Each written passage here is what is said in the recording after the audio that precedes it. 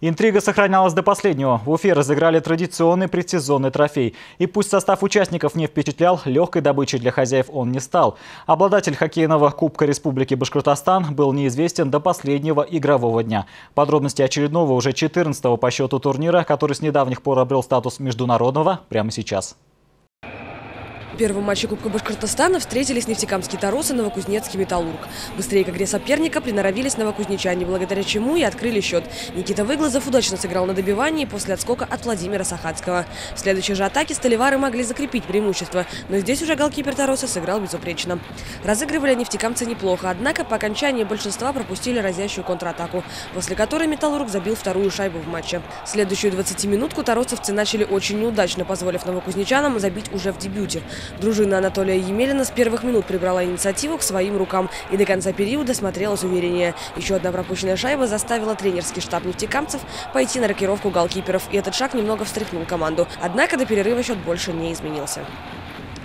Счет на табло перед заключительным игровым отрезком заставлял торосовцев идти большими силами вперед с самого начала, что они и стали делать с первых минут. Однако лишь в последней пятиминутке зрители, пришедшие на трибуны, вновь увидели голы. Сначала столевары закрепили свое преимущество, а чуть позже нефтекамцы сумели таки пробить Ключникова. Павел Доронин свой слаломный проход совершил удачной передачей на Максима Фролова, бросок которого оказался голевым. Во втором матче Кубка Республики Башкортостан уфимские любители хоккея наконец-то увидели в деле на льду обновленную команду.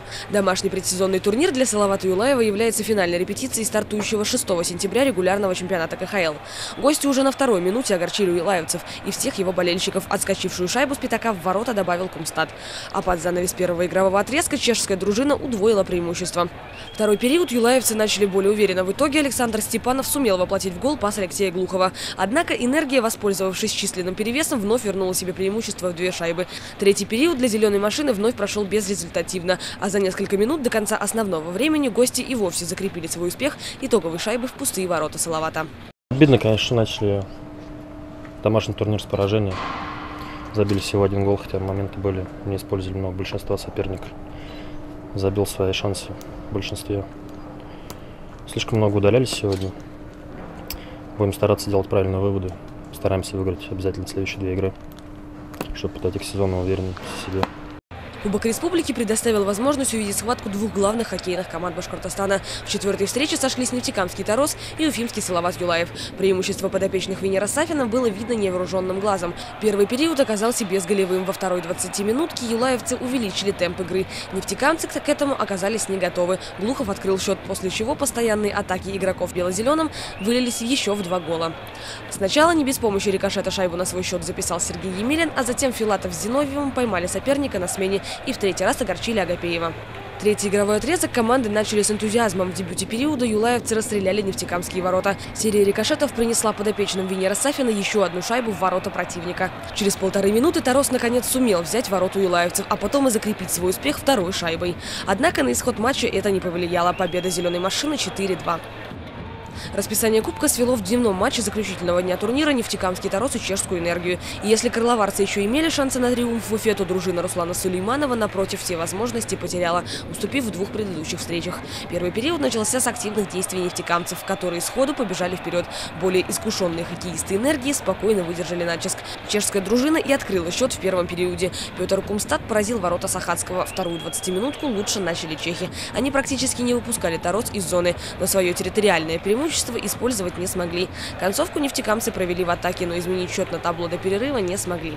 Стараясь порадовать пришедших на игру многочисленных болельщиков, торосовцы с первых минут заключительного игрового отрезка пошли в активное наступление. После мощнейшего выстрела Сергея Дорофеева от синей линии юркий и проворный Артем Гореев ухитрился подставить клюшку на пятачке, смутив непобедимого доселе Заворку.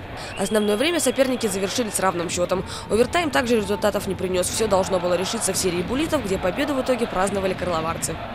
Нет, я бы не связывал уже с летним периодом, до чемпионата осталась буквально неделя. Есть над чем работать. Но вот эти турниры, чем хороши, особенно с командами, которые повыше уровнем, сразу видно недостатки. Более захватывающего и интригующего окончания турнира придумать просто невозможно. Именно в заключительном матче определялся победитель Кубка Республики Башкортостан. Кто одержит победу в матче Салават Юлаев-Металлург, тот и станет обладателем главного трофея. Таков был расклад перед заключительной встречей Кубка. Первый гол случился на исходе 4-й минуты. Взятие ворот стало прямым следствием доминирования на льду подопечных Венера Сафина. А потом и вторая шайба влетела в ворота Металлурга. В середине матча Иира Тарки не смог выручить после предательского рикошета от конька своего же защитника. В третьем игровом отрезке гости сравняли счет, воспользовавшись численным преимуществом. Юлаевцы ответили своим розыгрышем численного преимущества, и Зиновьев вновь вывел хозяев вперед. Таким образом, в заключительном матче турнира юлаевцы переиграли Новокузнецкий Металлург 3-2 и выиграли домашний турнир. Ну, в первой игре мы себя поставили в неудобное положение. Хорошо нам сегодня Тарос помог немножко, отнял очко. И вот наша задача была сегодня выйти и обязательно обыграть Новокузнецк. По ходу матча мы полтора периода 2-0 выиграли, потом Кузнецк сравнял, и хорошо, что в большинстве мы забили.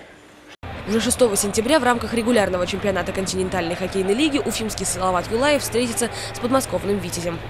Ирина Макаренко, Венера Баязитов, Рамзиль Мигранов. Вести спорт, Башкортостан.